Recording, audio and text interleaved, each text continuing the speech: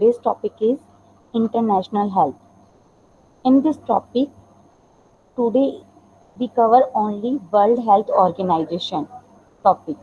It it's a too long topic which are included in international health, and it is very important. That's why we are discussing it separately. First of all, what is WHO? World Health Organization is the full form of WHO. फिर बात करते हैं establishment की। तो establish हुआ था ये अप्रैल 1945 में, ठीक है। उसके बाद में ये नॉन पॉलिटिकल हेल्थ एजेंसी है यूएन की, यूनाइटेड नेशन की।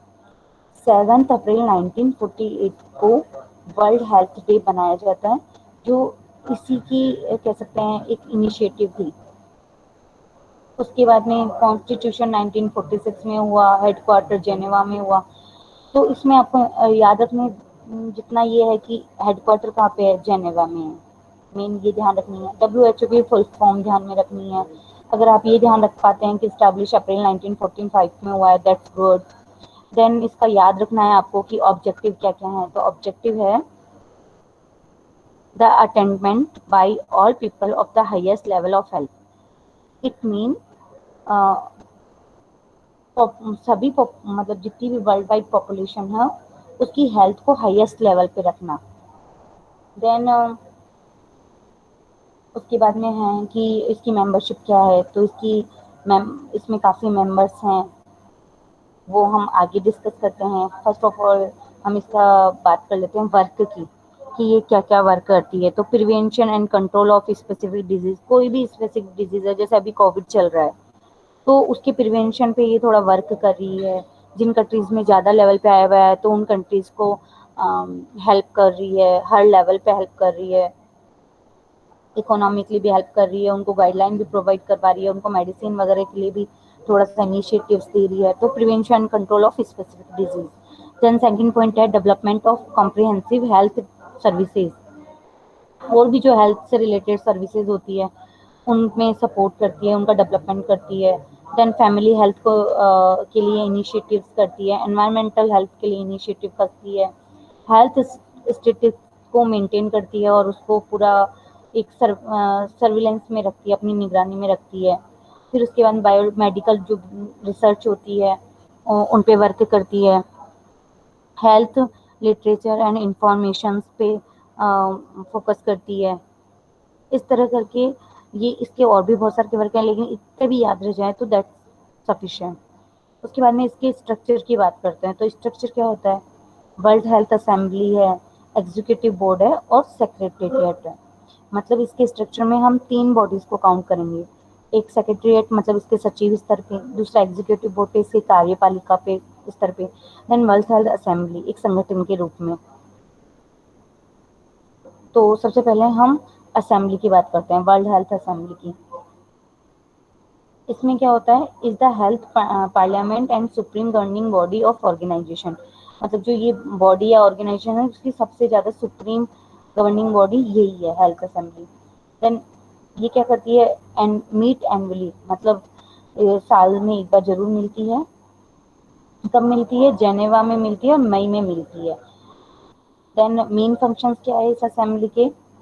इंटरनेशनल हेल्थ पॉलिसी बनाना, डिटरमाइन करना। देन पास्ट ईयर जो वर्क हुआ है उसको रिव्यू करना, review work of past year. Then approve the budget for following year, आगे आने वाले ईयर के लिए या साल के लिए, वार्षिक के लिए बजट को अप्रूव करवाती है। Then replacing the retired executive body by electing, election के थ्रू एग्जीक्यूटिव बॉडी को रिटायर्ड करना करती है, ठीक है। देन एग्जीक्यूटिव बॉडी की बात करते हैं।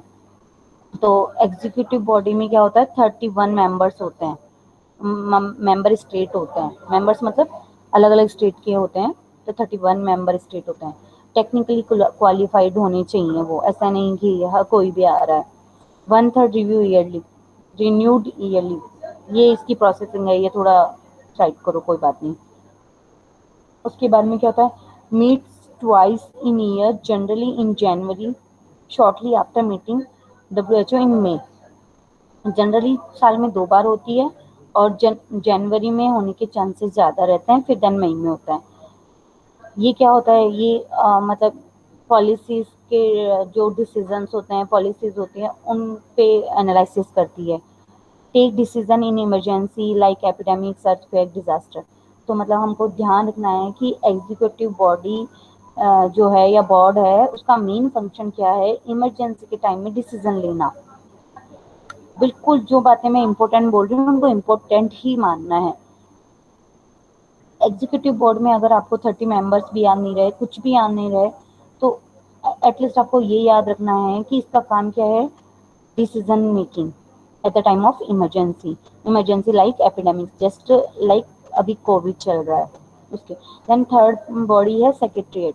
सेक्रेटरीट में क्या है, डायरेक्टर जनरल इज हेड, वो ठीक है, याद हो जाए तो बहुत बढ़िया। Then is the chief technical and administrative officer of organisation, ठीक है। Then provide the member states with technical and managerial support. इसका ये भी ठीक है, याद हो जाए इनमें से कुछ भी तो बहुत बढ़िया, लेकिन जो मैं कह रही हूँ वो याद रखना ही है। डिवीजन, इसके डिवीजन है epidemic surveillance, vector biology, public information, health education. ये सब सेक्रेटरीट के काम कह सकते हैं कि इसके पास आ जाते हैं ये सारे काम। तो अब ये ध्यान रखना है कि सेक्रेटरीट के पास डिवीजन में क्या क्या आता है। फैमिली हेल्थ का ध्यान रखना है, health man power development, personal general services, ठीक है, मेंटल हेल्थ, ये सब आप देख लीजिएगा। देन रीजनल ऑर्गेनाइजेशन क्या क्या हो सकता है। Regional organisation South East Asia का न्यू दिल्ली में है, ठीक है, अफ्रीका के हरारे में है, यूरोप का कोपेनगम में है। तो ऐसे करके बहुत से अलग अलग जगह हैं। देन ये सब एक मतलब सब 3 लेवल पे आपको WHO बताया गया है, जिसे आपको जब WHO के बारे में पढ़ें या सुने तो आपको कुछ न्यू ना लगे। इन शॉर्ट मैंने कोशिश की है आपको WHO से फैमिलियर होने करवाने की।